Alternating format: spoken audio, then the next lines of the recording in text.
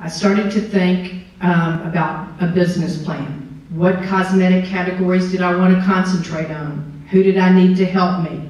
How did I build a team? How would I capitalize my idea? And given that money and time were limited, how would I begin? Again, I was at Neiman's and had good contacts. So once I quit, I called the beauty editors at Harper's Bazaar, Allure magazine, and Vogue, and asked them for a list of the world's best makeup artists. I wanted to build a company around a truly talented, credible artist. My only thing is they had to live in the United States. What was so interesting, the list came back and it was all male. I wanted a woman. So luckily for Laura Mercier, she was one of 2 women on the list. She was French, is French, but she did live in the United States. She had moved here when Elle magazine, a French-based magazine, had moved to the United States. She had become Julia Roberts' makeup artist and Madonna's makeup artist at that time, but she had no name recognition. I mean, most people called her Laura Mercier. I always said her mother and my mother were the only people that had heard of her, other than some movie stars and top models. But she had a beautiful French melodic name. She was extremely talented, and she had an idea about a makeup line. She'd never been to a lab. She'd never created her own products.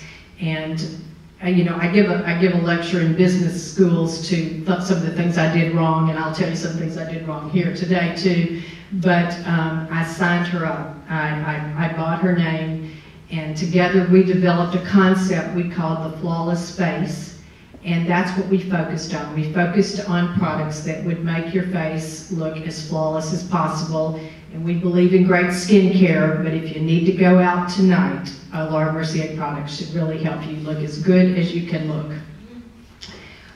In addition to the products that we created, Laura had some great techniques. And she taught us how to do what we call tight line. I mean, I'm not particularly good at makeup, and it always worries me when I go to a luncheon and people go, oh, we all had our makeup done because we were coming to lunch with you. And I go, oh my God, I did my own makeup. But anyway, I'm sort of the brains behind the thing. She's the artist. But Laura could train our makeup artists, so they were the best. So if you were at Neiman's Houston, or if you were at Saks Dallas, or if you were in Los Angeles, they had all been trained by trainers that Laura had trained. So I thought we had not only great product, we had a space that we really believed in, flawless skin, and then we had great makeup artists at our counters. And then I had great contacts. Obviously, Neiman Marcus. Neiman Marcus gave me a chance. I launched my brand in March of 1996 with Neiman Marcus. They only gave me 3 stores. They had 30 stores. And it's interesting as you change careers. Just because you're good at Neiman Marcus didn't mean Janet Gurwitch could have a great cosmetics brand. They never heard of Laura Mercier, but they did give me a chance. And Neiman's owns Bergdorf Goodman in New York City, and they gave me a chance. My company focused on 5 key areas. Product, obviously, and to me that's the key if you're going to do a consumer product business. Product, sales, distribution, finance, and marketing. But product and sales are what drove us. And that's very different than most cosmetic companies. If you look at Estee Lauder, L'Oreal, marketing, they pay for the most beautiful, successful movie stars, models, multi-million-dollar contracts. Their advertising is so dominant in every magazine, every month, in every country. So we put our money into the real deal, and not that they don't, but they put a lot of money into marketing. We couldn't afford Angelina or Beyonce in our ads. So we did hire PR, and I really recommend that. We had great PR. Even when I had very little money, we had PR. I had a top New York PR person who could get us editorial in all the magazines, and that was key. And Laura had some name recognition amongst the editors, so that was great. My goal was to sell the upscale tier in the United States, so I sold Neiman's, Saks, Nordstrom, and Bloomingdale's, and then I went to English-speaking countries. So, you know, makes sense, but that's what we did. We went to the UK, where Laura Mercier actually sells more per capita than it does in the United States, and then I went to Hong Kong, Australia, and Canada.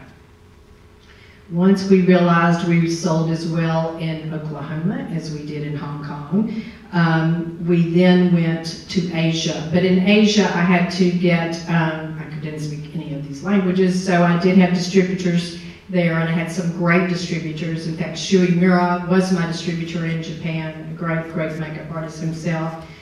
Korea, where we have a major business, we opened Thailand and Taiwan. During my tenure at Laura Mercier, 30% of our business was international. In December 1999, we launched our website, lauramercier.com, and I love lauramercier.com because it was the only place I could talk directly to the consumer. I normally sold the stores, and they talked to the consumer. So on .com, you had a direct relationship. Out of 600 doors worldwide, lauramercier.com was our #1 door. So we did most of our business there.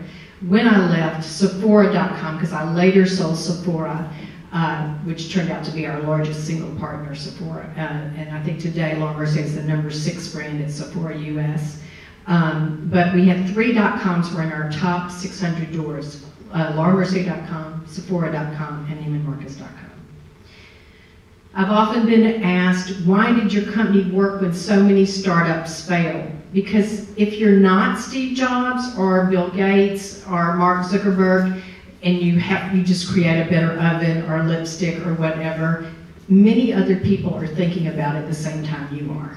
So how come when I started Laura Mercier and probably 50 other people started their brand, why did so few of them ever make it? So they can give a speech about it today.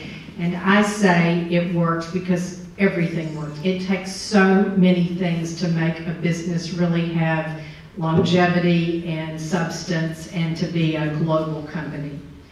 For me, my challenges were diverse. I had to figure out how to buy the right forklift for my warehouse. I had to learn how to price a lipstick properly in different currencies, yen, pounds, euros.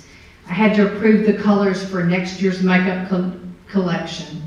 I did not have an MBA, but I used 2 business books as guidelines that I used all the time, from Jim Collins' Good to Great and Built to Last. I found them so helpful. Be true to your core business, but constantly innovate. I had to make sure we had enough product, but not too much product. I had to understand all the components of EBITDA, and then I had to ensure we had some.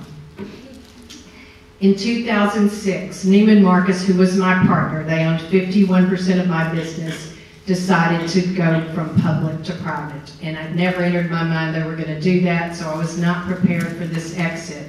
They sold Neiman Marcus to 2 private equity groups, Texas Pacific Group and Warburg Pincus.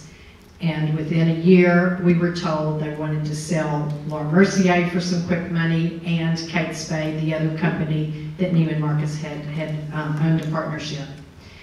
So we did sell. We sold to Amway, which is a privately held, multi-billion-dollar company, and I never understood why they wanted Laura Mercier. It has nothing to do with Amway. They put it in a separate company called Altacor. They buy what they like to very wealthy families. They own the Orlando Magic basketball team, and they own Laura Mercier. So that was what they did. And at first I thought, well, it's okay, because I was based in Houston, in Stafford, actually, Stafford, Texas. I had 100 employees here, and I thought they don't really know much about prestige cosmetics, so they're going to leave us alone. But what I found is they really loved it, and they wanted to be with us all the time. So I decided after 2 years that did not work for me. It's common. It's called founder's disease, and I just did not want bosses. So about 18 months in, I left. It was March 1 of 2008. After 34 years of working, 12 years with my own company, often 7 days a week, I decided to take a break. And I looked at it and I thought, well, what have we done? We had built Laura Mercier from 0 to 100 million in 10 years. We were ranked in the top 5 brands at Neiman Marcus, Saks, Nordstrom, and Sephora. We were a key brand in London, Printemps in Paris, and Isetan in Tokyo. We sold our product in 25 countries. I had 450 employees, and I could not have been more proud. We had done many things right, but we'd done several things wrong. And I think people invite me to say probably what we did right, but I'm going to tell you briefly what we did right and then tell you what I think we did wrong.